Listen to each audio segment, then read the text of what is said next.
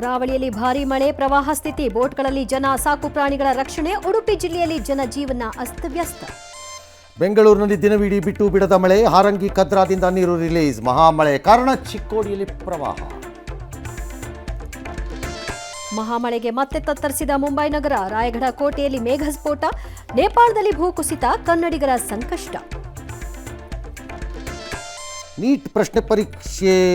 ಸೋರಿಕೆ ಸತ್ಯ ಅಂತು ಸುಪ್ರೀಂ ಮರುಪರೀಕ್ಷೆ ಎಂಬುದು ಅಂತಿಮ ಆಯ್ಕೆ ಶೀಘ್ರವೇ ನಿರ್ಧಾರ ಅಂತು ಸಿಜೆಐ ಪೀಠ ಕಾನೂನುಬದ್ಧವಾಗಿಯೇ ಮೂಡ ಬದಲಿ ಸೈಟ ಹೈಕಮಾಂಡ್ಗೆ ಮುಖ್ಯಮಂತ್ರಿ ವರದಿ ಎಂಎಲ್ಸಿ ವಿಶ್ವನಾಥ್ ಪತ್ನಿಗೂ ಬದಲಿ ಸೈಟ